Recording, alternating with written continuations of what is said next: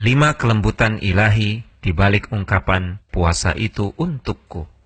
Sobat, mari sejenak bertafakkur tentang keagungan ibadah puasa. Ketika Allah Subhanahu wa Ta'ala berfirman dalam sebuah hadis qudsi yang artinya, seluruh amalan anak Adam untuk mereka sendiri, kecuali puasa. Sungguh, ibadah puasa itu untukku.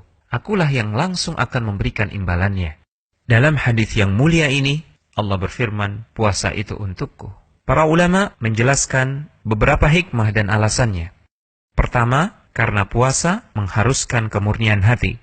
Al-Imam Ibnul Utsaimin rahimahullahu ta'ala menjelaskan, puasa adalah rahasia antara seorang insan dengan Rabb-nya. Seorang insan yang berpuasa tidak diketahui apakah dia benar-benar berpuasa atau tidak. Isi hatinya juga tidak diketahui. Sangat gampang bagi dia untuk membatalkan puasa tanpa harus kehilangan anggapan di mata orang lain bahwa dia masih berpuasa. Sehingga orang yang benar-benar berpuasa sudah pasti orang yang paling besar keikhlasan dan ketulusannya. Maka Allah Subhanahu wa Ta'ala pun mengistimewakannya dibanding ibadah-ibadah yang lain.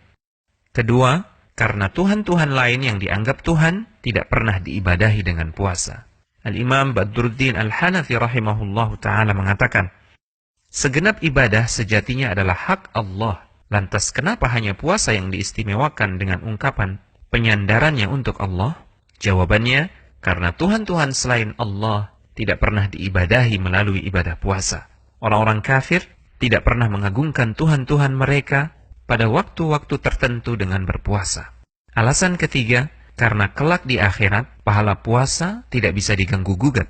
Al-Imam Ibnul Utsaimin rahimahullahu ta'ala mengungkapkan, sebagian ulama mengatakan bahwa makna penyandaran khusus ibadah puasa kepada Allah adalah karena kelak di hari pembalasan, saat seseorang memiliki dosa kezaliman terhadap orang lain, maka pahala-pahala yang dimiliki orang tersebut akan diambil dan diberikan kepada orang yang pernah ia zalimi di dunia, kecuali pahala puasa. Ia tidak diambil sedikit pun, juga karena ia diperuntukkan bagi Allah Azza wa Jalla semata, bukan untuk manusia. Keempat, sebagai ungkapan betapa agungnya pahala puasa, Rasulullah SAW bersabda yang artinya, setiap amalan anak Adam, pahalanya digandakan. Satu kebaikan akan digandakan pahalanya 10 kali lipat sampai 700 kali lipat. Kecuali puasa, pahalanya tidak terbatas. Ia adalah untukku semata, dan aku sendiri yang akan memberikan ganjarannya. Orang yang berpuasa itu meninggalkan syahwat dan menahan diri dari makanannya karena aku.